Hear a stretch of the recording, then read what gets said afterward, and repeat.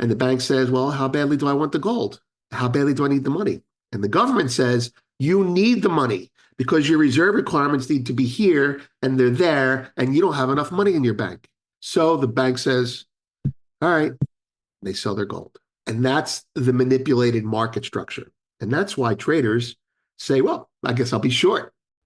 Welcome to the Morning Markets and Metals with Vince Lanci, where each morning Vince brings you the financial and precious metals news to get you ready for your day.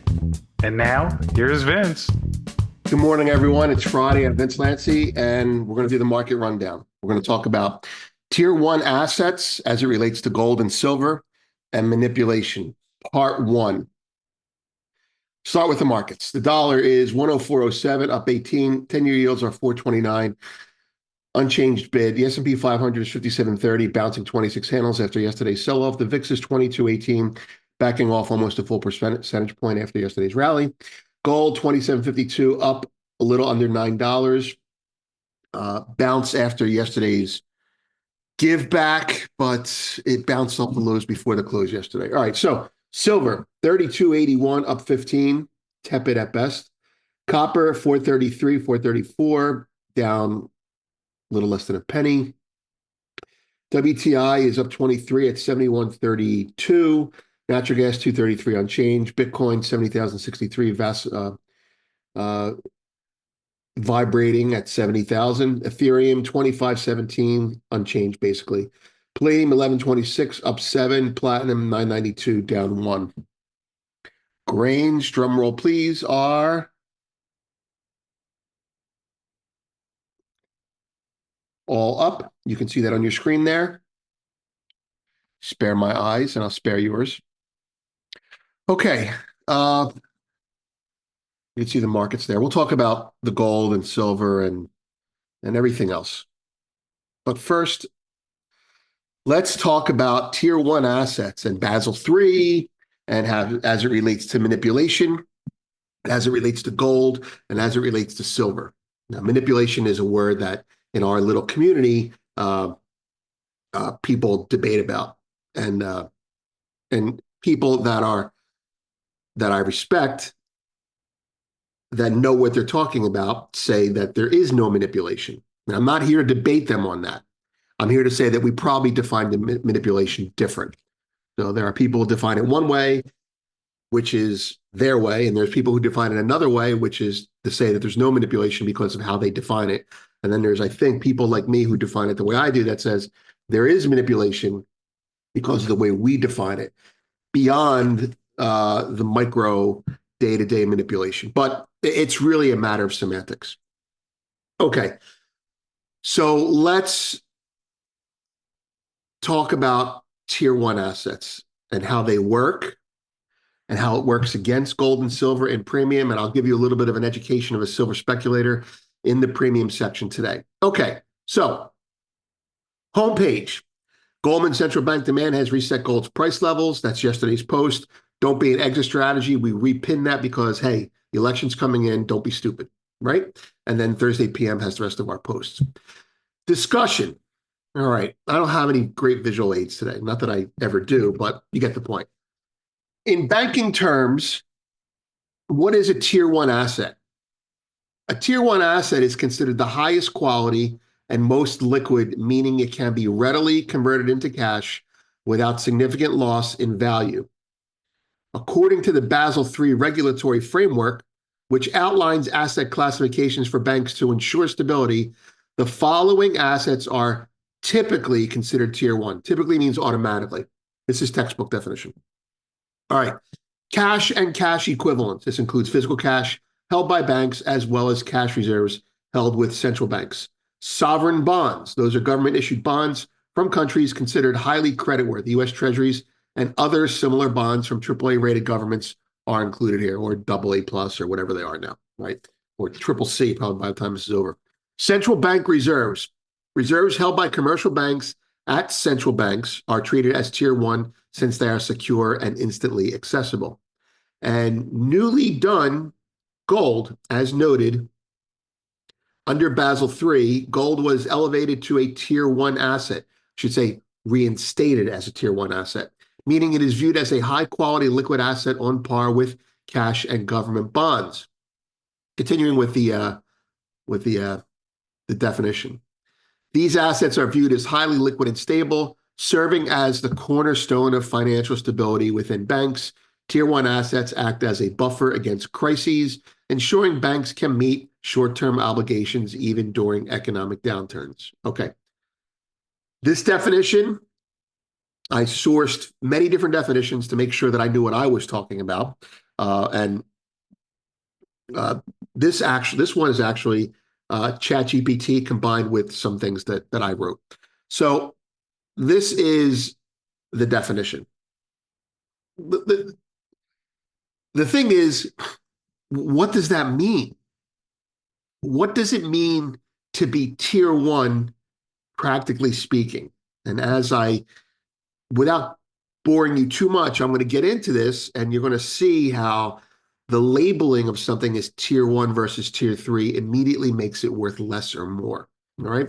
So to be tier 1 is the government saying, we will fully allow you to use it as 100% cash to conduct your business without converting it to cash. We swear by its value, and this backstops our whole government. So if a bank says, I need money, it's a crisis. The government says, what do you have as collateral? It's a pawn shop, okay? The government says, what do you have as collateral? And the bank says, I have a 10-speed Schwinn bicycle from 1975. And they say, well, we're not going to give you more than 5 cents for that. And then they say, I have gold. And you say, and the government says, sure, we'll take gold.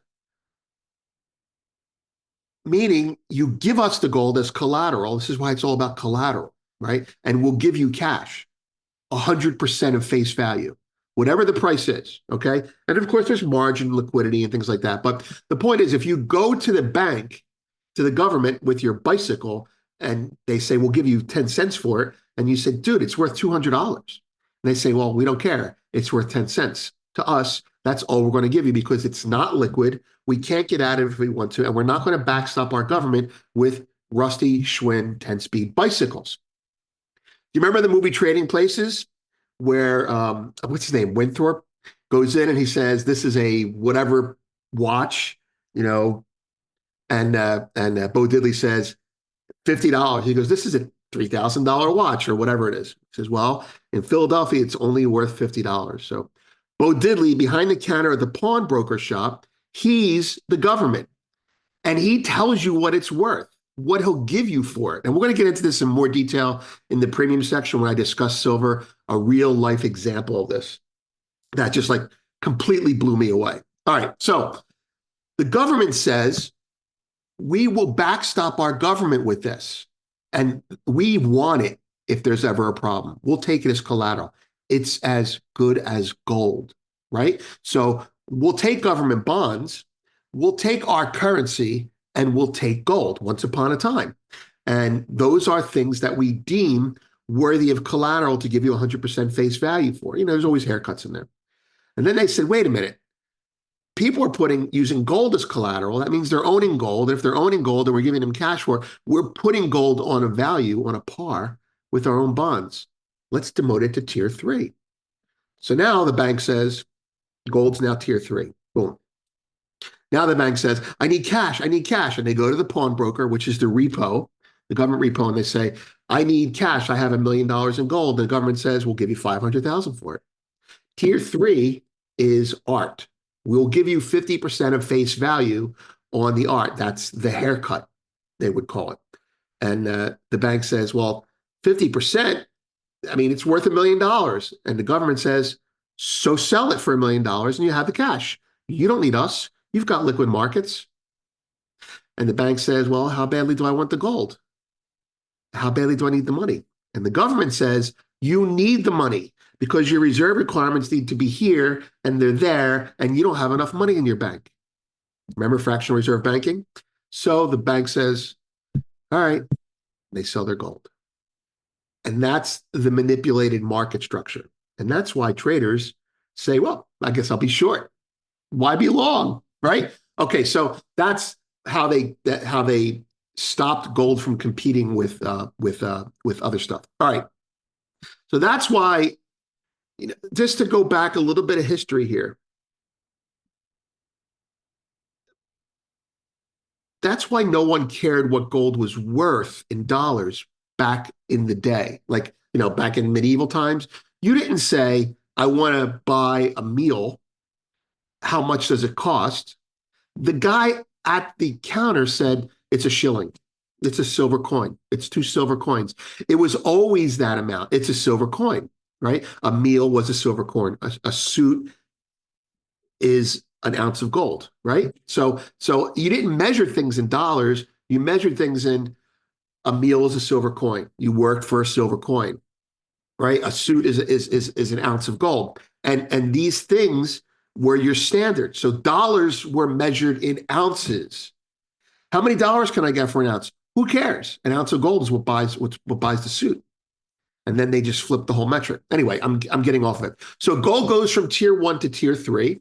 You can't get face value for it in a pinch. So why own it? Right? Right. Now let's talk about silver as it relates to tier 1 versus tier 3. What makes something ineligible for tier 1 status? Demand outside of monetary use competes with the government's ability to control it. So what's gold used for? I know it's used for electronics, but just humor me here.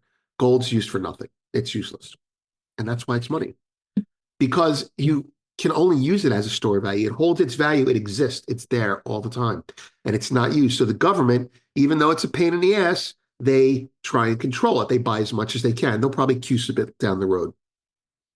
Silver, also a store of value, also can't be, like, silver's better than gold in this regard. Silver can't be destroyed.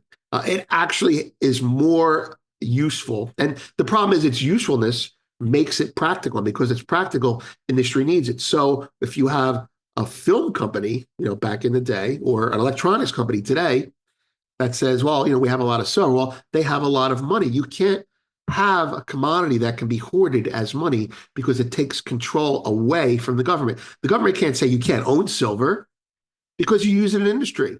And the government can't make it money because you use it in industry. So, you could do it, but, there's a lot of things that you have to do. All right. So if silver were made a tier 1 asset, so here's the payoff. If silver were made a tier 1 asset, it would appreciate to its value as naturally occurring in nature, relative to gold, whether that's 15 to 1 or 7 to 1, it's debatable, but that's what would happen. If gold is worth X because it's now a tier 1 asset and silver becomes a tier 1 asset, then you bind it in nature. Why is gold a tier 1 asset? Because it can't be destroyed, because it's a store of value. Well, silver's a tier 1 asset. It's a store of value. So that's what would happen. You would completely destroy. You probably would undermine the whole Western economy if you made silver tier 1 asset. You can dream. All right. So I'm looking at my notes here on the left. So, all right, tier 1 asset. Okay. So we're going to go.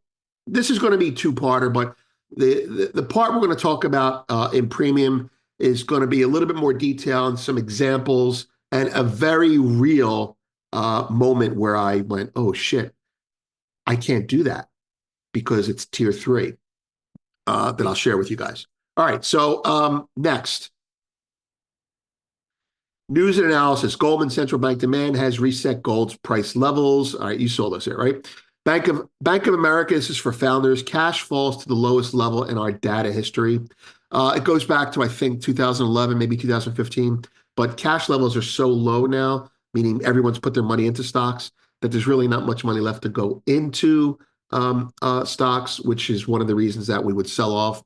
So people are deploying cash, expecting the Fed to ease. It would be a kick in the ass if the Fed did not ease. Sanctions squeeze Russia on U.S. dollar payments to Shanghai Cooperative. That's an example of sanctions working.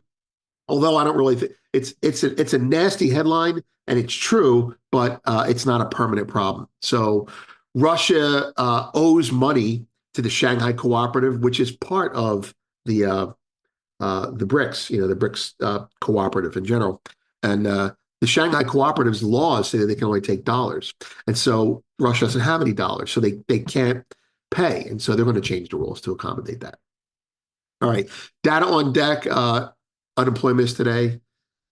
This could be why we're bouncing. People are scoring up before the number, but data is starting to creep in the whole, we're not going to ease type of stuff. But, who knows?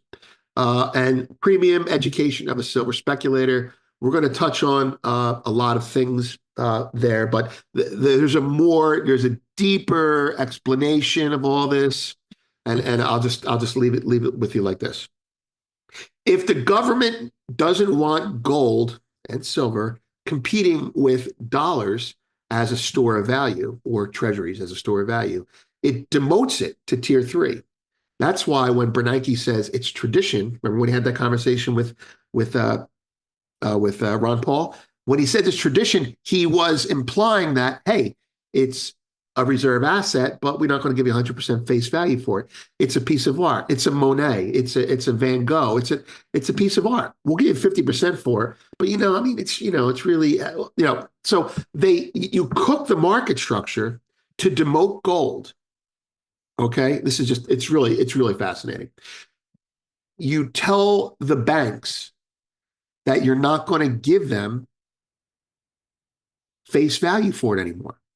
And you say, because it's not liquid, we can't trust it.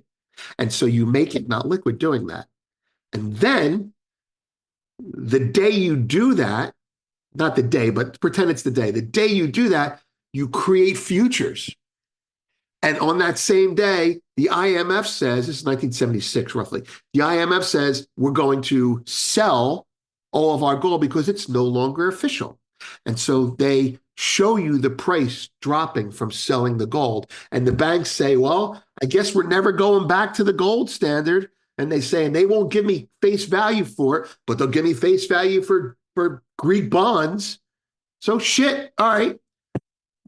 I'll sell my gold and I'll take the cash. Or if you're a bullion bank, you hold your gold and you short futures against it so you can take the cash and you could buy a 9% bond in some other country, use it as a carry trade. This is how you demote gold. You change the perception of gold by demoting it, which demotes it. It's a self-fulfilling prophecy. It is management of public expectations, manipulation.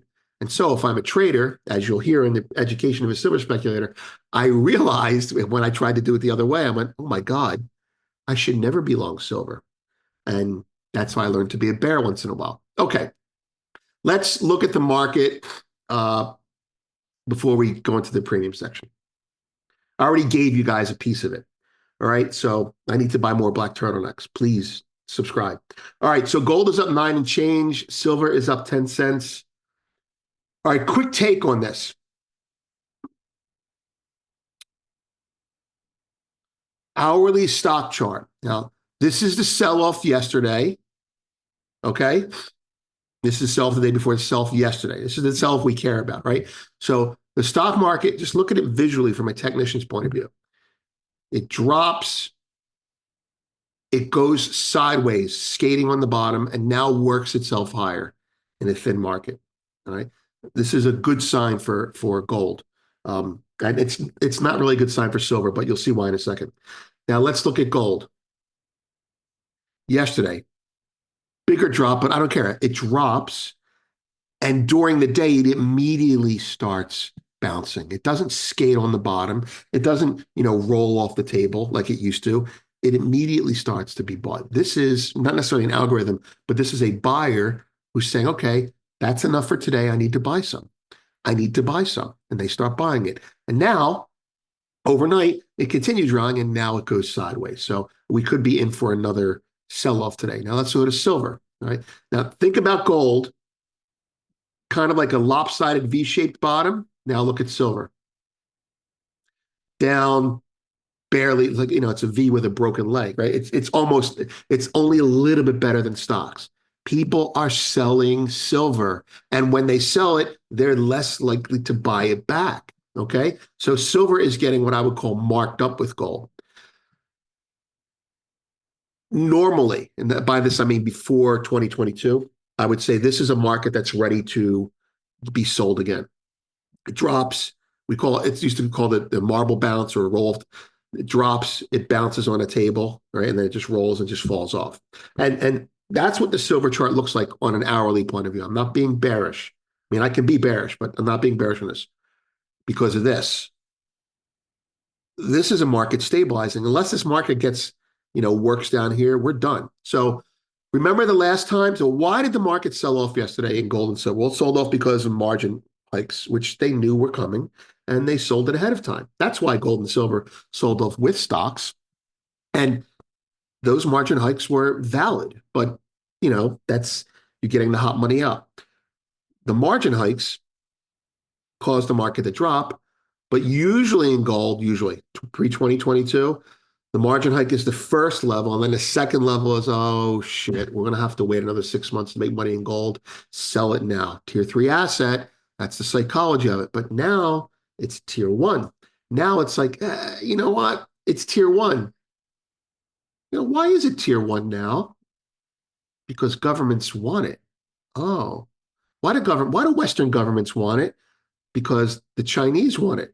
Oh, well, maybe we got to stop them from buying it. Well, let's make sure the banks don't sell anymore. Let's make it tier 1 and let's give them cash face value for it. That's how it works. Anyway, back to this point. The point is, normally I'd say, give it a couple hours, gold's going to go lower and silver's going to go low with it. I don't think that's going to happen this time. I mean, knock on wood, right? But that's a situation. The election is coming up. Will they raise margins again? You know what? I hope they raise margins 5 times in the next 5 days because I want the idiots out of this market, the tourists out of this market before the election so it can appreciate free of hot money having to sell it. Now, be careful what you wish for. I know is something I have to think about, but that's it. Okay. So it's Friday, it's silver and gold. It's a shitty week. Elections next week. The market's going to be volatile, up 50, down 50, up 100, down 200. You don't know what's going to happen over the next week. So, all right. So that's the market. Stocks. Yeah, look, is that stocks or is that silver? It's the same chart. Gold's the one they're buying on the dip. That's it. Well, thanks for watching this morning's Markets and Metals with Vince Lanci. We sure appreciate you tuning in and starting your day with us here. Hope you enjoyed the show, and we'll see you again next week. Please note that this video is not intended as legal licensed financial trading advice and is to be used for informational purposes only. Please contact your financial advisor before making any decisions, and thanks for watching.